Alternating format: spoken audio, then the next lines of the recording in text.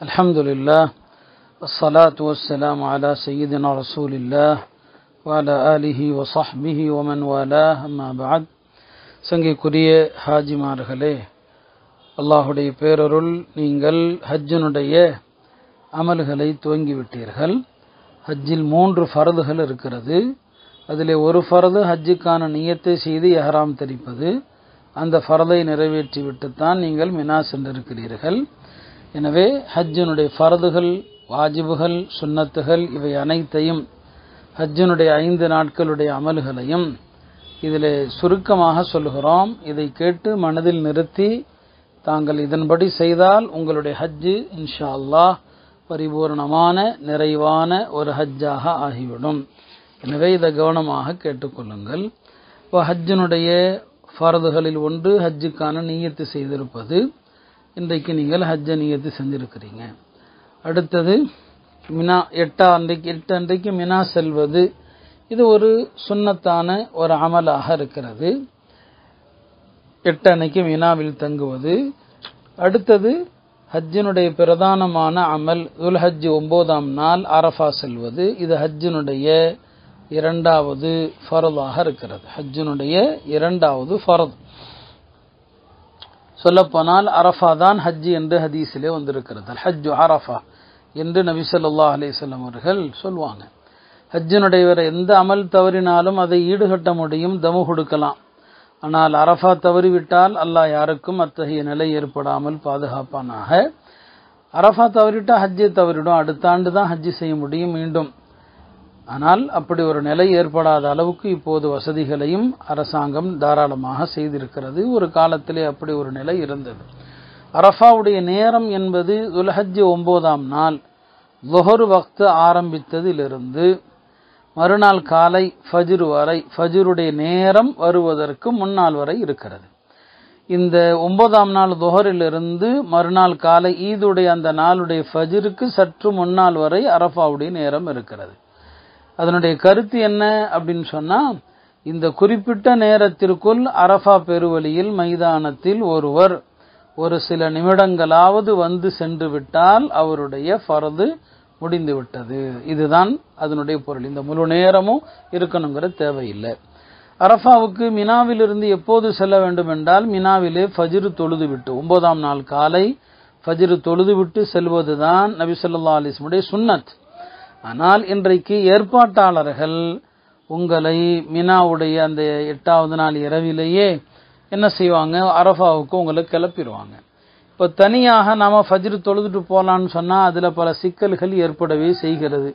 எனவே சுன்னத்து என்னது என்பது 9 அன்றைக்கு ஃபஜ்ர் தொழுது விட்டு கிளம்புவது தான் சுன்னத்து என்ற போதிலும் கூட, நீங்கள் ஏற்பாட்டாளர்கள் பஸ்ஸு நைட்லேயே வந்துடுச்சுன்னா நீங்கள் அரஃபா போயிருங்க, போய் நன்றாக அங்கேயே போய் தங்கி ரெஸ்ட் எடுங்க.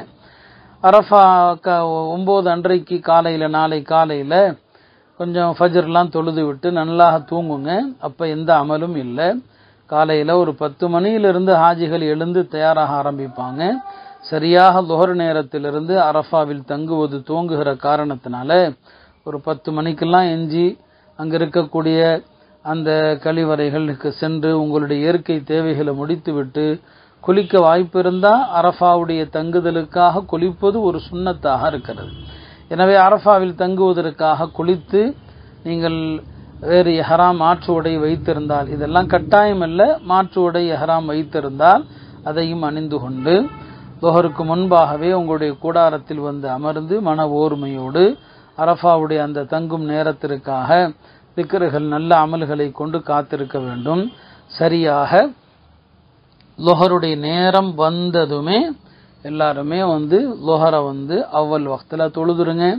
லுஹரையும் அசரையும் லுஹர் நேரத்திலேயே சேர்த்து தொழுவதா என்பது சில சட்ட சிக்கல் நிறைந்த விஷயம். நான் ஏற்கனவே சொன்னது போல உங்களுடைய குழுவில் உள்ள ஆலிம்கள் சொல்லக்கூடிய கருத்தின்படி அமல் செய்து கொள்ளுங்கள். லுஹரையும் அசரையும் ஜம்மை செய்து விடலாம் என்று அவர்கள் முடிவெடுத்தால் லுஹருடைய நேரத்திலேயே லுஹரையும் அசரையும் சேர்த்து தொழுதுவிட்டு அதற்கு பிறகு உங்க கூடாரங்களில் இருந்து மகரிப் வரைக்கும், ஏன்னா அரஃபாவில் இப்போ நீங்கள் தங்கிட்டீங்க, லுஹருக்கு பிறகு கொஞ்ச நேரம் உள்ள லுஹர் தொழுதுட்டாலே அரஃபாவுடைய ஃபர்து முடிஞ்சிடுச்சு. ஆனாலும் மகரிப் வரைக்கும் இருந்து சூரியன் மறைஞ்சிட்டா இரவாகி விடுகிறது. அந்த இரவில் கொஞ்ச நேரமாவது அரஃபாவுக்குள் இருப்பது வாஜிபாக இருக்கிறது. அதுக்கப்புறம் தான் நம்ம பஸ் எல்லாம் கிளம்பும். அதுக்கு முன்னால நம்ம புறப்படவே முடியாது. இப்போ லுஹர்லாம் தொழுது விட்டு அரஃபா மைதானத்தில் அன்று மாலை மகரிப் வரைக்கும் நாம துவாவிலே இருக்கணும். துவா தான் அரஃபாவுடைய பிரதான அமல். நபி ஸல்லல்லாஹு அலைஹி வஸல்லம் அவர்கள் அரஃபாவில் அவங்க கேட்ட துவாக்களில் ஒன்று. அந்த துவாக்களை நம்ம வாசிக்கிறோம். இன்ஷா அல்லாஹ் முடிந்தால் இவைகளை நாம போட்டும் அந்த துவா வாக்கியங்களையும் பதிவு செய்கிறோம். இந்த துவாக்களை ஹாஜிகள் அவசியமாக கேளுங்க. இது நபி ஸல்லல்லாஹு அலைஹி வஸல்லம் அவர்கள் ஓதியது.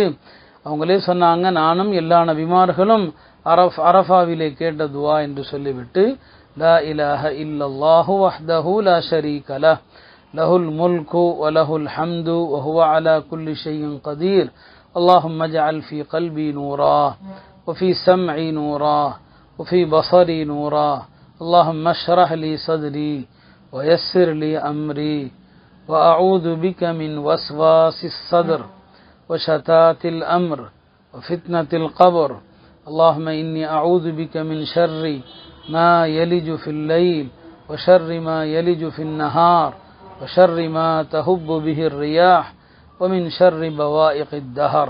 இப்படி ஒரு துஆ ஓதி இருக்கிறாங்க. மேலும் நபி ஸல்லல்லாஹு அலைஹி வஸல்லம் அவர்கள் அரஃபா மைதானத்திலே உருக்கமாக இப்படி துஆ செய்வாங்க. அல்லாஹும்ம இன்னக தஸ்மஉ கலாமி, யா அல்லாஹ் என்னுடைய வார்த்தைகளை நீ கேட்கிறாய். வ தரா மகானி, என்னுடைய அந்தஸ்து என்ன நீ அறிந்திருக்கிறாய். வ தஅலமு சிர்ரி வ அலானியதி, என்னுடைய ரகசியங்கள் என்னுடைய வெளிப்படையான விஷயங்கள் யாவற்றையும் நீ அறிந்திருக்கிறாய்.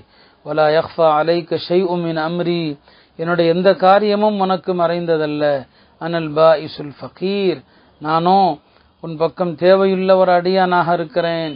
அல் முஸ்தகீசுல் முஸ்தஜீர், உன்னிடம் உதவி தேடி அபயம் தேடி வந்த அடிமையாக இருக்கிறேன். வல் வஜிலுல் முஷ்ஃபிக், நான் என் பாவங்களை எண்ணி அஞ்சக்கூடியவனாக இருக்கிறேன். வல் முஅ்தரிஃபு பிதம்பி, தான் செய்த பாவத்தை ஒப்புக்கொண்ட அடியானாக இருக்கிறேன். அஸ்அலுக மஸ்அலத்தல் மிஸ்கீன், ஒரு யாசகன் கேட்பது போல உன்னிடம் கேட்கிறேன். வ அப்தஹிலு இலைக இப்திஹாலல் முذ்னிபில் தலீல், பாவம் செய்து இழிவான அடியான் கெஞ்சுவதைப் போல உன்னிடம் கெஞ்சுகிறேன். வ அதுஊக துஆஅல் ஹாயிஃபில் ضரீர், இதெல்லாம் நபி ஸல்லல்லாஹு அலைஹி வஸல்லம் அல்லாஹ்ட்ட கெஞ்சுறாங்க. அச்சத்தில் இருக்கிற மனிதன், ஆபத்தை பயப்படக்கூடிய மனிதன் உன்னிடத்தில் எப்படி இறைஞ்சுவானோ அப்படி இறைஞ்சுகிறேன். மன் ஹலஅத் லக ரகபதுஹு, என்னுடைய இந்த உடம்பே உனக்கு அடிபணிந்து விட்டது. வஃபாலத் லக அபரதுஹு, என் கண்ணீர் துணிகள் உனக்காகவே சிந்துகிறது. வதல்ல லக ஹத்துஹு, என் கன்னங்கள் உனக்கு முன்னால் பணிந்து விட்டது. வரகிம லக அன்ஃபுஹு என்று ஓதுவாங்க. திருமிதியில வருகிறது, அல்லாஹும்ம லக்கல் ஹம்து கல்லதி நகூல், யா அல்லாஹ் நாங்கள் எப்படி புகழுகிறோமோ அவ்வாறான புகழ்கள் எல்லாம் உனக்கே உரியது. வஹைரம் மிம்மா நகூல், நாங்கள் சொல்வதை விட சிறந்த புகழ் உனக்கு உண்டு. அல்லாஹும்ம லக்க ஸலாத்தி, என் தொழுகையும் உனக்கே. வனுசுகி வ மஹ்யாய, என்னுடைய குர்பானியும் என்னுடைய வாழ்வும். மமாத்தி, என்னுடைய மரணமும் உனக்கே. வ இலைக மஆபி, உனக்கு உன் பக்கமே திரும்ப வேண்டியவர்களாக இருக்கிறோம்.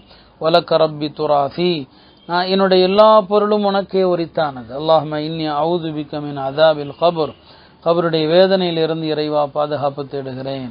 வஸ்வஸத்தி ஸத்ரி, உள்ளங்களுடைய குழப்பத்திலிருந்து மனக்குழப்பங்களிலிருந்து பாதுகாப்பு தேடுகிறேன். வஷதாத்தில் அம்ரி, அதே போல சிதறிய காரியங்களை விட்டும் பாதுகாப்பு தேடுகிறேன். அல்லாஹும்ம இன்னி அஊது பிக மின் ஷர்ரி மா தஹுப்பு பிஹிர் ரீஹ், காற்றின் தீங்கிலிருந்து பாதுகாப்பு தேடுகிறேன் என்றெல்லாம் நபி ஸல்லல்லாஹு அலைஹி வஸல்லம் அவர்கள் உருக்கமா துஆ செஞ்சாங்க.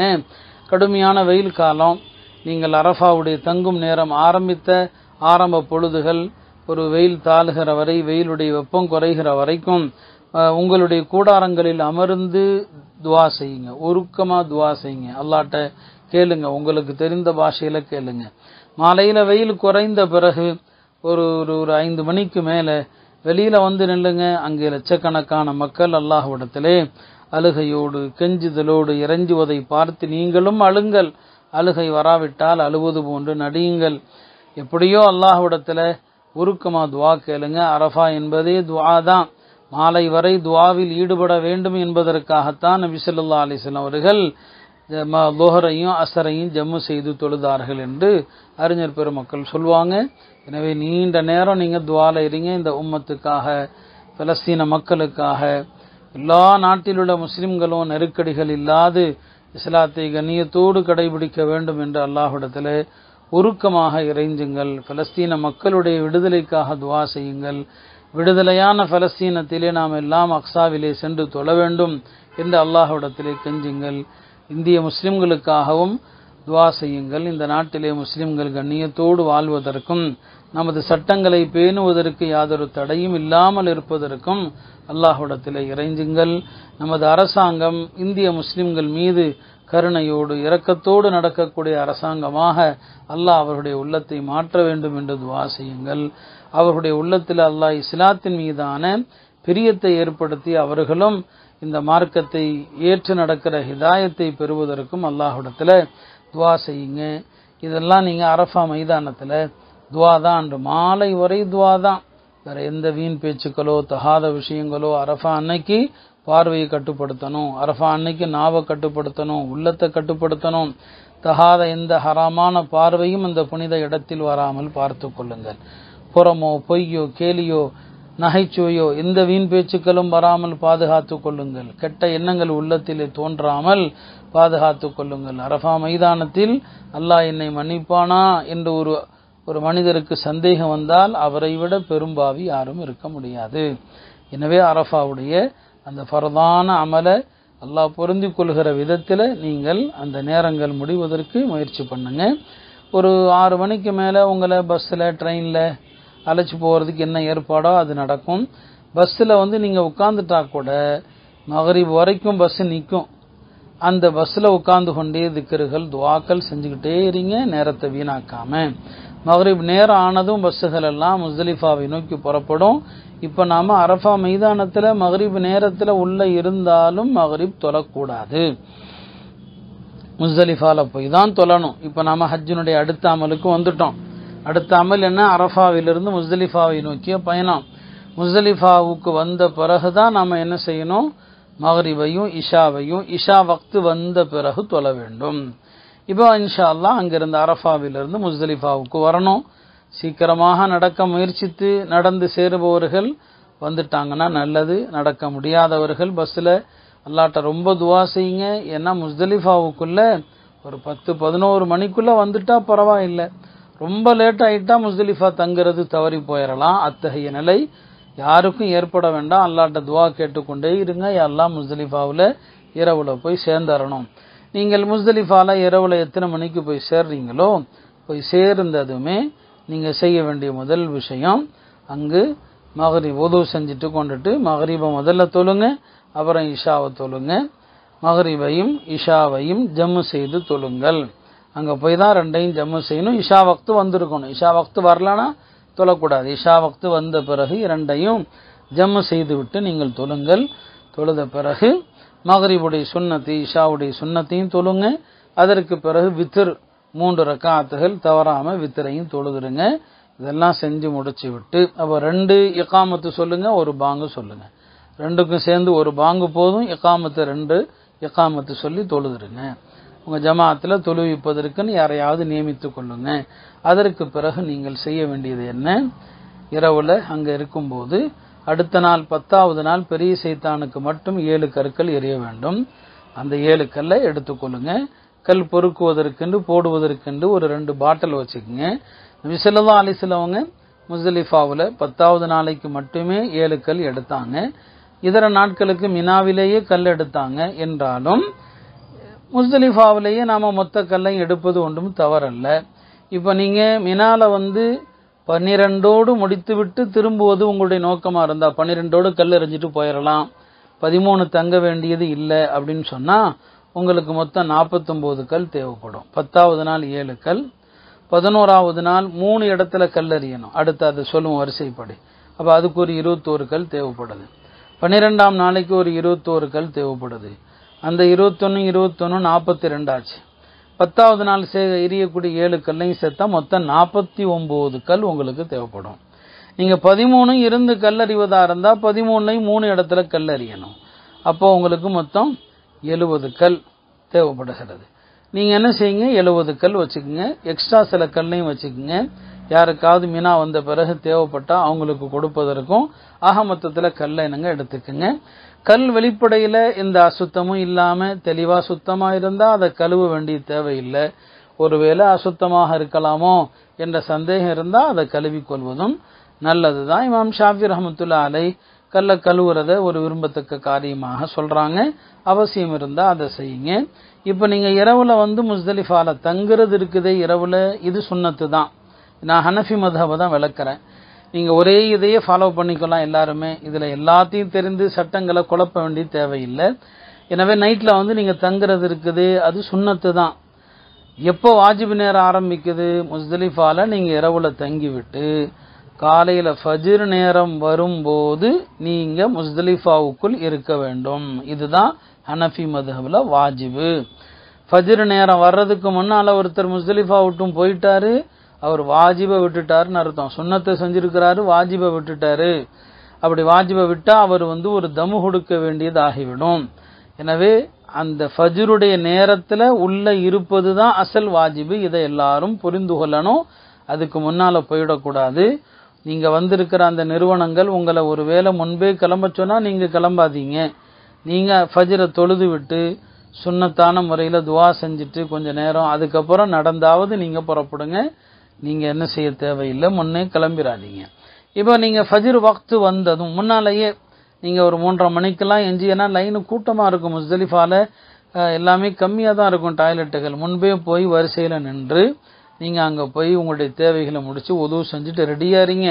ஃபஜ்ர் வக்து வந்ததும் பாங்கு சொல்லி சுன்னத் தொழுது அப்புறம் இகாம சொல்லி உடனே 2 ரக்காத் தொழுதுருங்க. தொழுததும் இப்போ வாஜிப் நிறைவேறி போச்சு. எப்போ நீங்கள் ஃபஜ்ரை முஸ்தலிஃபால தொழுதீங்களோ வாஜிப் நிறைவேறி போச்சு. சரி, தொழுததும் உடனே கிளம்பிடலாமா? இல்லை. மாறாக முஸ்தலிஃபால குறைஞ்சது ஒரு அரை மணி நேரமாவது துவா செய்து விட்டு கிளம்புவதே நபி ஸல்லல்லாஹு அலைஹி வஸல்லம் சுன்னத். முஸ்தலிஃபால அரஃபாவில் பெருமானாருக்கு சில துவாக்கள் அல்லாஹ் பெண்டிங்கில் வச்சிருந்தான். அந்த துவாவையும் அல்லாஹ் முஸ்தலிஃபால ஏற்றுக்கிட்டான். அதனால தான் அல்லாஹ் அந்த இடத்துல நபி ஸல்லல்லாஹு சிரிச்சாங்க. ஹஜ்ரத் அபூபக்கர் உமர் கேட்டாங்க, யா ரசூலல்லாஹ் இது போன்ற இடங்களில் நீங்கள் சிரிக்க மாட்டீங்களே? அப்போ நபி ஸல்லல்லாஹு சொன்னாங்க, நான் அரஃபால ஒரு துவா கேட்டேன். அது என்ன, என்னுடைய உம்மத்தில் யாரேனும் ஒருவருக்கு அநீதி இழைத்திருந்தா நீ பாதிக்கப்பட்டவனை சொர்க்கம் கொடு, அநீதி இழைத்தவனுக்கு மன்னிப்பு கொடு என்று நான் கேட்டேன். அல்லாஹ் அந்த துவாவை ஏற்றுக்கலன்னா என்ன தள்ளி வச்சான். ஏற்றுக்கிட்டேன்னு அல்லாஹ் சொல்லலை. முஸ்தலிஃபால கேட்டேன், அல்லாஹ் அதையும் ஏற்றுக்கிட்டான். அநியாயக்காரனுக்கு மன்னிப்பு, அநீதி இழைக்கப்பட்டவனுக்கு சொர்க்கம். இதை கேட்டு ஷைத்தான் தலையில் அடித்து கொண்டு ஓடுறான். அதை பார்த்து தான் நான் சிரிச்சேன்னு சொன்னாங்க. அப்போ அந்த மாதிரி ஒரு துவாவுடைய முக்கியமான இடம் முஸ்தலிஃபா. நம்ம இவ்வளவு காசு செலவு செய்து மிகுந்த சிரமத்தோடு செல்லக்கூடிய நாம் அந்த இடத்தினுடைய அந்த துவாவை தயவு செய்து விட்டுவிட வேண்டாம். எனவே ஃபஜ்ர் தொழுதுட்டு ஒரு அரை மணி நேரம் துவா செஞ்சுட்டு முஸ்தலிஃபாவிலிருந்து மினாவுக்கு நடந்தே செல்வது நல்லது. ஆனால் உங்களுக்கான கூடாரம் எங்கே இருக்குது, அந்த வழிபாதை, இதையெல்லாம் நன்கு தெரிந்து நீங்கள் சிறந்த வழிகாட்டுதோலும் நடந்து போகிறது நல்லது. ஏன்னா இப்போல்லாம் வாகனத்தில் போகிறவங்க நடந்து போகிறவங்கள விட லேட்டாக சேர்றாங்க. அதனால அடுத்த நாள் உங்களுக்கு ஜும்மா வாரம் இருக்கிறதுனால நீங்கள் என்ன செய்யுங்க, நடந்தே போக பாருங்கள். முஸ்தலிஃபால ஃபஜ்ருக்கு பிறகு, அதாவது ஃபஜ்ர் வக்து வந்ததும் அங்கே தங்கி இருப்பது வாஜிபு. இப்போ அந்த வாஜிபையும் நீங்கள் நிறைவேற்றி விட்டீர்கள். இப்போ உங்களுக்கு துல்ஹஜ்ஜினுடைய 10வது நாள் வந்து விட்டது. துல்ஹஜ்ஜினுடைய 10வது நாள் ஹாஜிகளுக்கு முக்கியமான நாள். ஏன்னா அன்றைக்கு தான் அடுத்தடுத்து பல காரியங்களை செய்ய வேண்டியது இருக்குது. அன்றைக்கு நீங்கள் செய்ய வேண்டிய முதல் காரியம் என்ன, நீங்கள் 7 கல் பெரிய சைத்தானுக்கு மட்டும்தான் எரியணும். நீங்கள் முஸ்தலிஃபாவிலிருந்து மினா போறீங்கன்னா போகும்போது முதல்ல கடைசியாக உள்ள அந்த சின்ன சைத்தான் நடு சைத்தான் வரும். அன்னைக்கு அங்கே கல்லெறிதல் இல்லை. அந்த ரெண்டையும் தாண்டி ஜம்ரத்துல் அகபா பிக் ஷைத்தான்னு போட்டிருக்கும். அங்கே போய் தான் நீங்கள் என்ன செய்யணும், 7 கல் எறியணும். அவ்வாறு கல் எறியும் போது அல்லாஹு அக்பர் அல்லாஹு அக்பர் ரஹ்மன் லி ஷைத்தான், ஷைத்தானை வெறுப்பூட்டுகிறேன், ஒரு இதழ் ரஹ்மான், ரஹ்மானை திருப்திப்படுத்துகிறேன் என்று சொல்லி கல்லறியுங்க. கல்லறியும் போது கவனிக்க வேண்டிய விஷயம், நீங்கள் எரியக்கூடிய கல் அந்த சோத்தில் போய் டச் பண்ணணுங்கிற தேவை கிடையாது. அந்த நடுவில் இருக்கிற சுவரை சுற்றி இருக்கிற தொட்டி மாதிரி இருக்கிறது, அதில் உங்கள் கல் விழுந்தால் போதும். கல் விழுந்தா என்னங்க போதுமானது. அந்த சோத்தில் டச் பண்ணணுங்கிற அவசியம் கிடையாது. உள்ளே விழுதா என்பதை மட்டும்தான் நீங்கள் என்ன செய்யணும், கவனிக்க வேண்டும். இந்த 10வது நாள் கல்லறிகிற நேரம் என்பது இதில் குழம்பிடக்கூடாது. 11ஆம் நாள் 12ஆம் நாள் கல்லறிகிற நேரம் ஆரம்பிக்கிற டைம் வேற. 10வது நாள் ஒரு இடத்துல மட்டும்தான் கல்லறிகிறோம். அந்த கல்லறிகிற நேரம் அந்த 10வது நாள் சுபுஹ் சாதிக், நீங்கள் முஸ்தலிஃபால இருந்தீங்க இல்லையா, அப்போ இருந்தே ஆரம்பிச்சிருது. அந்த கல்லறிகிற நேரம் அப்போ இருந்தே ஆரம்பித்து மறுநாள் ஃபஜ்ர் வரைக்கும் சுமார் 24 மணி நேரம் இருக்குது. இந்த 10வது நாள் 7 கல் எறிய, அது வரைக்கும் எரியலாம். ஆனால் சுன்னத்து என்னன்னா, நபி ஸல்லல்லாஹு அலைஹி வஸல்லம் 10வது நாள் காலையில் துஹாவுடைய நேரத்தில், அதாவது முற்பகல் நேரத்தில் எரிந்து விட்டு குர்பானியும் கொடுத்து விட்டு மொட்டையும் அடித்து விட்டு மக்கால போய் தவாஃபு ஜியாராவும் செய்து விட்டு லுஹருக்கெல்லாம் மினா வந்துட்டான். இத்தனை அமலையும் காலையில் முடிச்சுட்டாங்க பார்த்துக்குங்க. அப்போ அந்த 10வது நாள் கல்லெறிகிற நேரம் என்பது அன்றைய சுபுகிலிருந்து மறுநாள் சுபுகு வரைக்கும் இருக்குது. அப்போ இந்த 7 கல் எரிஞ்சிருங்க. 7 கல் எரிந்து விட்டால் அடுத்த உங்களுடைய அமல் என்ன, நீங்கள் தமத்து ஹஜ்ஜுக்காக போயிருக்கிறீங்க. இந்த தமத்து ஹஜ்ஜுக்காக நீங்கள் ஒரு ஹதி கொடுக்க வேண்டும். இதை உள்ளூரில் உள்ள உதகையா குர்பானி அல்ல. அது நம்ம குர்பானிங்கிற வார்த்தையை நம்ம சொன்னாலுமே கூட அது வேற இது வேற என்பதை நம்ம பல தடவை சொல்லி இருக்கிறோம். இது தமத்து ஹஜ்ஜி செய்கிற பணக்காரர்கள் ஏழைகள் எல்லாருக்குமே இது வாஜிப். இது உள்ளூரில் உள்ள உதகையா இருக்குது, அது பணக்காரருக்கு தான் வாஜிப், ஏழைக்கு இல்லை. ஆனால் ஹஜ்ஜில் கொடுக்குற அந்த தமத்துக்கான குர்பானி இருக்குது, ஏழை ஹாஜிகளுக்கும் வாஜிபு. அவங்ககிட்ட குர்பானி கொடுக்க காசு இல்லைன்னா அதுக்கு பரிகாரமாக 10 நோன்பு வைக்கணும்னு சட்டம் சொல்லுது. இந்த ரெண்டையும் பிரித்து பார்க்குறோம். நிறைய பேருக்கு அது விளங்கல. உள்ளூரில் இருந்தால் கொடுக்குற மாதிரி அங்கே கொடுக்குறோன்னு நினைக்கிறாங்க. அப்படி கிடையாது. அப்போ நீங்கள் கல்லறிந்த பிறகு அடுத்தது என்ன, உங்களுக்கான குர்பானியை நிறைவேற்ற வேண்டும். ஹனஃபி மதுஹபில் இந்த வரிசைப்படி வரணும். இன்றைக்கு அது கொஞ்சம் சாத்தியக்கூறுகள் கம்மி ஆயிடுச்சு. நம்மளே விவரமாக இருந்தால் நமக்கான குர்பானியை நாமே சென்ற ஆடுகளை பார்த்து ஒட்டகத்தை பார்த்து வாங்கி 7 பேர் சேரலாம், அல்லது ஆட்டை வாங்கி அறுக்கலாம். அது ரொம்ப நல்லது. நீங்கள் குர்பானிக்கு யாரையாவது வக்கீலாக பொறுப்பாக நியமித்திருந்தா நீங்கள் கல்லறிந்ததும் அவருக்கு ஃபோன் செய்து, நாங்கள் கல்லறிஞ்சிட்டோம், எங்களுக்கான குர்பானியை அறுத்துட்டீங்களா அப்படின்னு என்ன செய்யுங்க, அவங்கள்ட்ட கேளுங்க. உங்களுக்கான குர்பானி அறுத்து முடிக்கப்பட்டிருந்தது என்று சொன்னால் அப்போ நீங்கள் அடுத்த அமலுக்கு தயாராகிடலாம். உங்களுக்கான அந்த குர்பானி கொடுக்கப்பட்டுடுச்சு அப்படின்னு உங்களுடைய பொறுப்பாளர் ஃபோன் பண்ணிட்டாருன்னா, இப்போ 7 அன்னைக்கு இப்போ 10 அன்னைக்கு கல் எறிஞ்சிட்டீங்க, அடுத்து உங்களுக்கான குர்பானி கொடுக்கப்பட்டு விட்டது. நீ 3வது உங்களுடைய தலைமுடியை மொட்டை அடிக்கணும். மொட்டை அடிக்கிறது தான் சிறந்தது. தலைமுடியை குறைக்கலாம், யாரும் குறைக்க மாட்டாங்க, குறைக்கவும் செய்யாதீங்க. அந்த தலைமுடியை குறைக்கணும்னா கொஞ்சமாவது தலையில் முடி இருக்கணும்.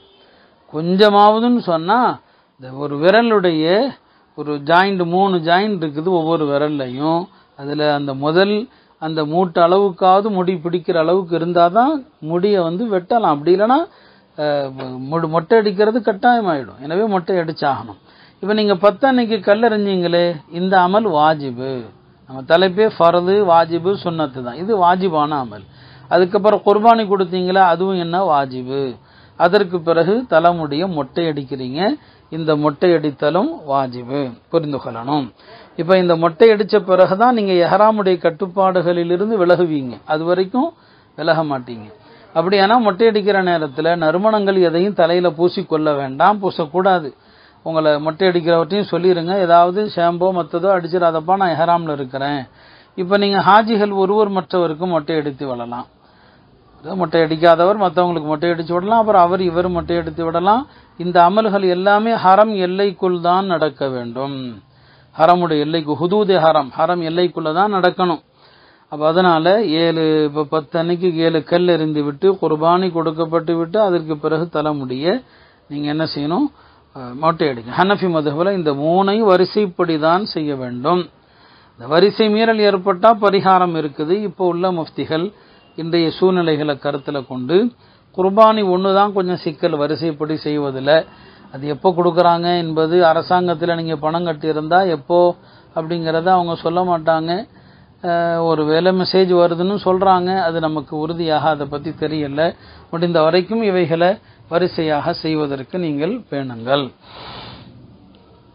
ஆக இதெல்லாமே அன்றைக்கு நீங்கள் செய்ய வேண்டியது. ஒருவேளை நீங்கள் குர்பானி உங்களுக்கு கொடுக்கலன்னா 12 சூரியன் மறைவதற்குள், துல்ஹஜ் 12 மறைவதற்குள் கொடுக்கலாம். டைம் அது வரைக்கும் இருக்குது. முட்டை அடிக்கிறது அப்படிதான் 12 மாலை வரைக்கும் இருக்குது. அது வரைக்கும் செய்யலாம். ஆனால் 10 அன்னைக்கே இந்த காரியங்களை செய்து முடித்து விடுவது சுன்னத். இப்போ நீங்கள் இந்த 3ஐயும் செஞ்சிட்டீங்கன்னா, கல்லறிதல், குர்பானி கொடுத்தல், தலைமுடியை நீக்குதல், இந்த 3ஐயும் நீங்கள் செஞ்சிட்டீங்கன்னா இப்போ உங்களுக்கு எஹ்ராமுடைய கட்டுப்பாடுகள் எல்லாமே முடிந்து போச்சு. இப்போ நீங்கள் நார்மல் ட்ரெஸ்ஸுக்கு வந்துடலாம், தைக்கப்பட்ட ஆடை உடுத்தலாம், நறுமணம் பூசலாம். ஆனால் மனைவியை தொடுவது தவிர அது ஒன்று தான் கூடாது, அது ஜாயிஸ் இல்லை. இது ஹஜ்ஜினுடைய முதல் எஹ்ராமிலிருந்து வெளியேறுதல் என்று சொல்லுவாங்க. தஹல்லுலே அவ்வல், எஹ்ராமிலிருந்து வெளியேறுகிற முதல் நிலை என்று இதற்கு சொல்லப்படும். இனி அடுத்தது என்ன? ஹஜ்ஜினுடைய 3வது ஃபரது. எஹ்ராம் ஒரு ஃபரது, அரஃபாவில் தங்குவது ஒரு ஃபரது.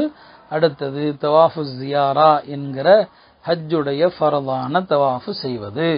இந்த தவாஃபு ஹனஃபி மதஹ்பில் 12 மாலைக்குள் செய்தாக வேண்டும், மாலைக்குள் செய்தாகணும். மற்ற மதஹ்பில் அப்படி இல்லை, கொஞ்சம் தாராளம் இருக்குது.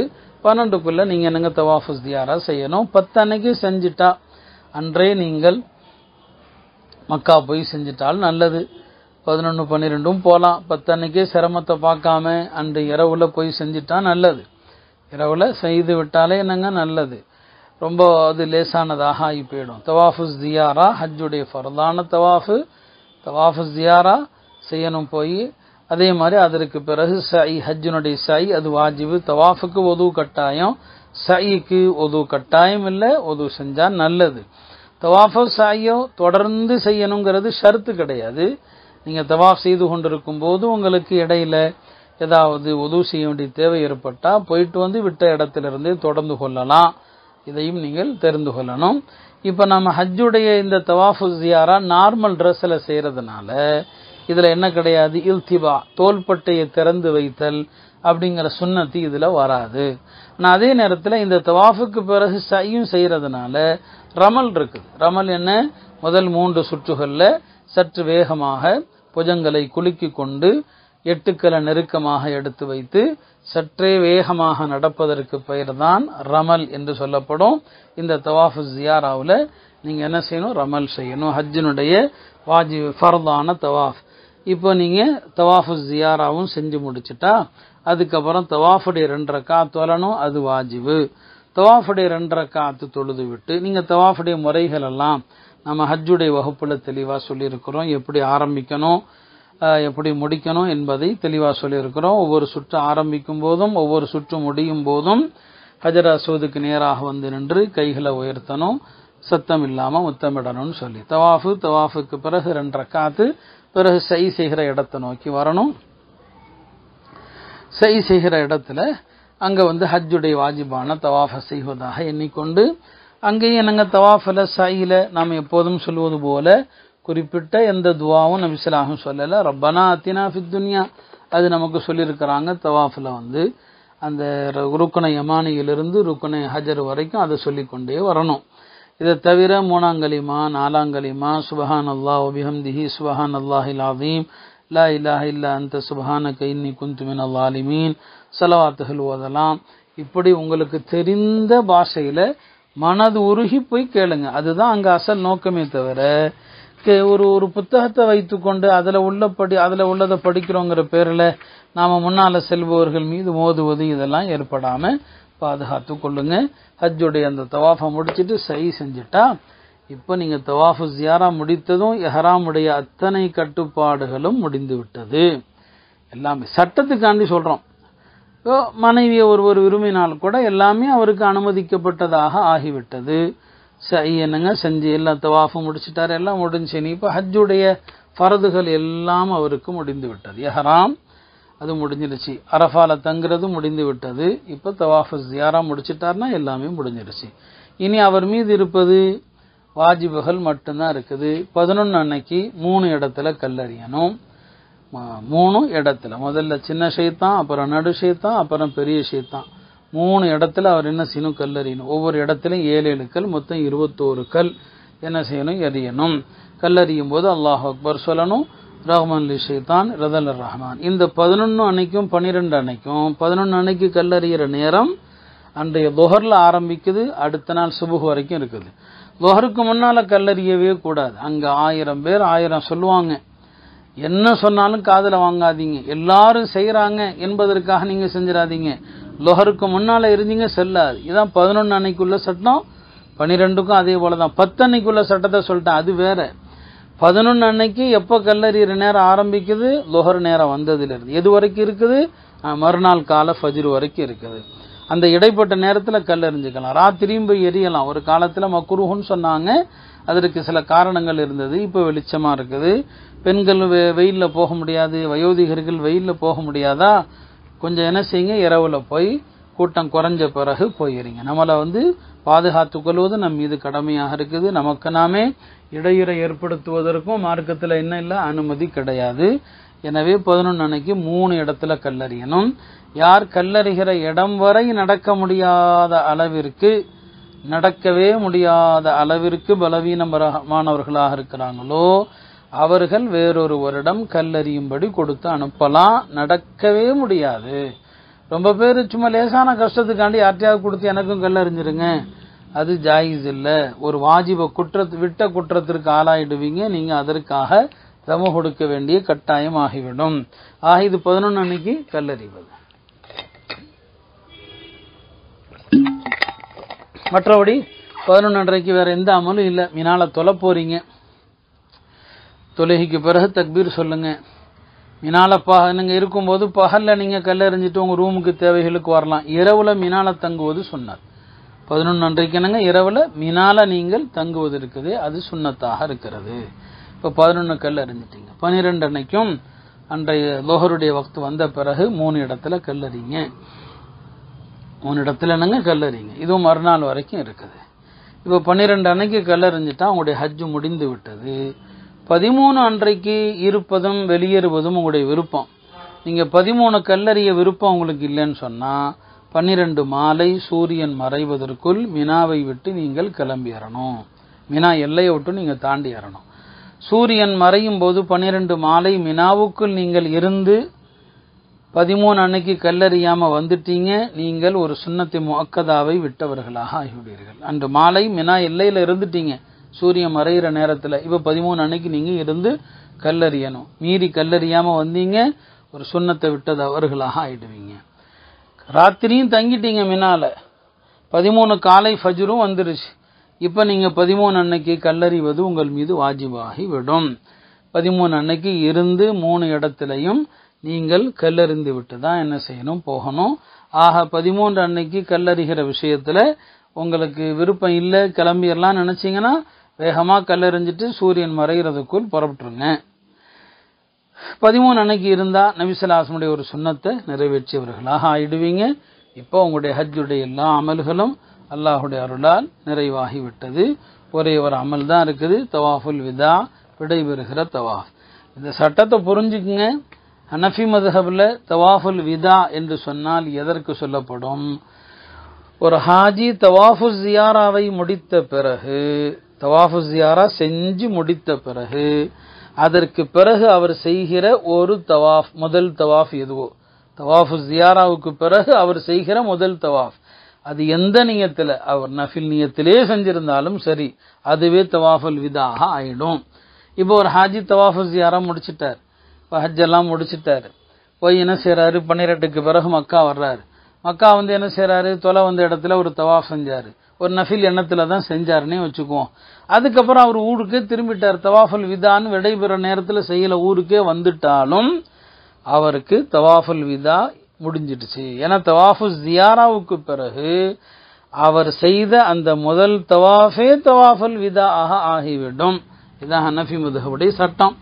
ஆனாலும் கிளம்புகிற அந்த கடைசி நேரத்தில் தவாஃபுல் விதா என்ற எண்ணத்தில் செய்து கொண்டால் அது நல்லது. இந்த சட்டத்தை புரிந்து கொள்ளுங்கள். எனவே பெண்கள் தவாஃபு ஜியாரா முடிச்சிட்டு ஒரு நஃபில் தவாஃபு செஞ்சுக்கிட்டா ரொம்ப நல்லது.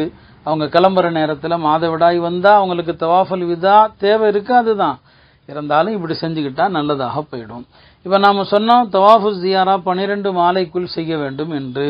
ஒருவேளை அந்த பீரியட்ல பெண்களுக்கு மாதவிடாய் வந்து விட்டால் 12க்குள் செய்ய முடியல அப்படின்னா அவங்க பிரச்சனை இல்லை, சுத்தமான பிறகு செஞ்சுக்குவாங்க. அவங்க மக்கா வந்து அதற்கு பிறகும் தங்கி இருக்கிறாங்க, 10 நாள் 12 நாள் தங்கி இருக்கிறாங்கன்னா இந்த பெண்களை பொறுத்த வரைக்கும் பிரச்சனையே இல்லை.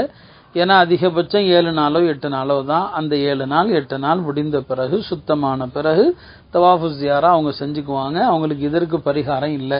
சிக்கல் எங்க வரும்? ஒரு பெண்ணுக்கு ஹஜ்ஜுடைய நாட்கள்ல மாதவிடாய் வந்துருச்சு, பயணம் உடனே இருக்குதுன்னு வச்சுக்கோம். உடனே அடுத்த ஃபிளைட் அவங்க கிளம்புறாங்க, ஹஜ் முடிந்த அடுத்த உடனே. இப்ப சவுதியில இருந்து போறவங்களுக்கெல்லாம் அப்படி இருக்கும். அந்த மாதிரி பெண்களுக்கு சிக்கல் வரும். தவாஃபு ஜியாரா எப்படி அவங்க செய்யறது? அவங்களுக்கு நாட்கள் இல்லை, இப்ப தொழக்கூடாத நிலையில இருக்கிறாங்க. அந்த பெண்கள் விஷயத்துல தான் ரொம்ப ரொம்ப பேணுதல் தேவைப்படுது. ரொம்ப இக்கட்டு பயணத்தை மாற்ற முயற்சிக்கணும். சுத்தமான பிறகு தவாஃப் செய்ய முயற்சிக்கணும். பயணத்தை மாற்ற முடியாத அளவுக்கு சூழ்நிலை இருந்தால் அவர்கள் ரொம்ப பேணுதலான முறையில ஹரமுடைய அந்த கண்ணியத்தை எல்லாம் கருத்துல கொண்டு பாதுகாப்பு ஏற்பாடுகள் செய்து அதே நிலையில தவாஃப் செய்து விட்டு பரிகாரமா ஒரு ஒட்டகமோ மாடோ கொடுக்கணும். இதுதான் ஹஜ்ஜினுடைய கிரியைகள் குறித்த விளக்கம். இன்ஷா அல்லாஹ் இவைகளை நன்றாக கேட்டு விளங்கி இதன்படி அமல் செய்யுங்கள். அல்லாஹ் உங்களுடைய ஹஜ்ஜை மப்ரூரான ஹஜ்ஜாக ஆக்குவானாக. நமக்கு ஹஜ்ஜுடைய வாக்கியத்தை தருவானாக. வாஹிரு தாவானா அல்ஹம்துலில்லாஹி ரப்பில் ஆலமீன்.